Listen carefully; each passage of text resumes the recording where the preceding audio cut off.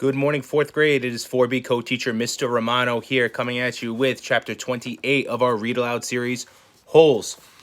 We started digging into some of Green Lake's past in the last couple of chapters, including Sam the Onion Man and Catherine Barlow, who we now know is the outlaw Kissin' Kate Barlow. We also caught up with Stanley and Zero, how teaching is going. Zero's a quick learner. He's got all the letters down, and now he's spelling his name. All the other boys in the troop D are also not on board with this idea because they see Stanley not digging all day and Zero taking up the slack for him. So, chapter 28. After 20 years, Kate Barlow returned to Green Lake. It was a place where nobody would ever find her.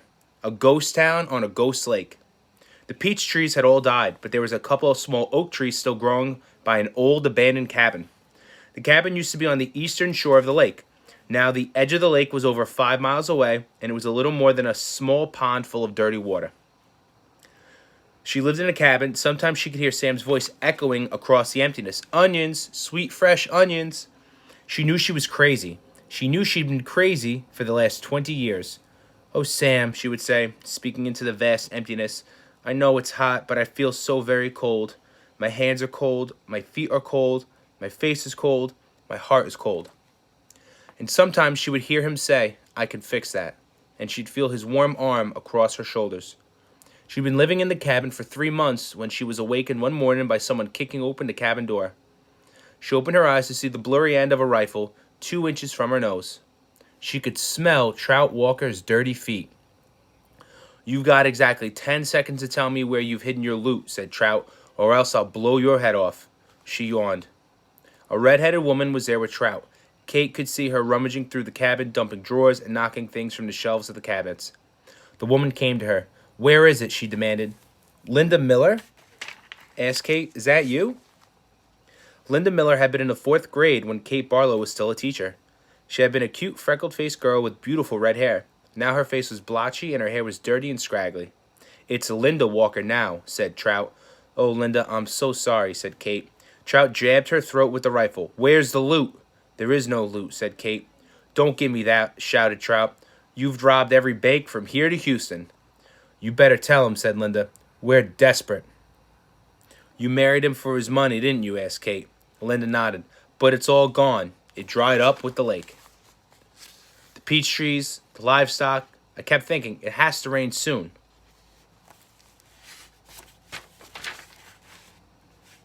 The drought can't last forever. But it just kept getting hotter and hotter and hotter.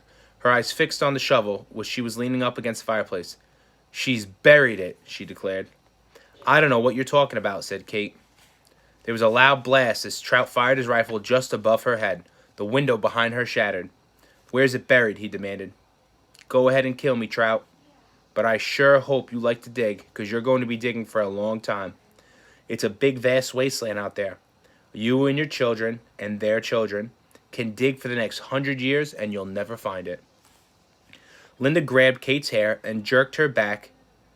Oh, we're not going to kill you, but by the time we're finished with you, you're going to wish you were dead. I've been wishing I was dead for the last 20 years, said Kate. They dragged her out of bed and pushed her outside. She wore blue silk pajamas. Her turquoise-studded black boots remained beside her bed. They loosely tied her legs together so she could walk, but she couldn't run. They made her walk barefoot on the hot ground. They wouldn't let her stop walking. Not until you take us to the loot, said Trout. Linda hit Kate on the back of her legs with the shovel. You're going to take us to us sooner or later, so you might as well make it sooner. She walked one way, then the other, until her feet were black and blistered. Whenever she stopped, Linda whacked her with the shovel. I'm losing my patience, warned Trout. She felt the shovel jab into her back, and she fell onto the dirt. Get up, ordered Linda. Kate struggled to her feet. We're being easy on you today, said Trout. It's just going to keep getting worse and worse for you until you take us to it. Look out, shouted Linda. A lizard leaped toward them. Kate could see its big red eyes. Linda tried to hit it with the shovel, and Trout shot at it, but they both missed. The lizard landed on Kate's bare ankle. Its sharp, black teeth bit into her leg. Its white tongue lapped up the droplets of blood that leaked out the wound. Kate smiled. There was nothing they could do to her anymore. Start digging, she said. Where is it? Linda screeched. Where'd you bury it? Trout demanded. Kate Barlow died laughing. So that is the official part 1 of Holes. I can't believe we made it this far already. So now we have kind of an idea, maybe a little foreshadowing of why Camp Green Lake makes its boys, troubled youth, dig so many holes. We know that Trout Walker was looking for it about 100 years ago, and Kate made it extremely difficult to find, didn't tell her, and she ended up dying with the knowledge and took it to her grave. So I'll post the question in the description below. It'll be up on YouTube and Google Classroom. I love and miss you guys. See you tomorrow. Bye.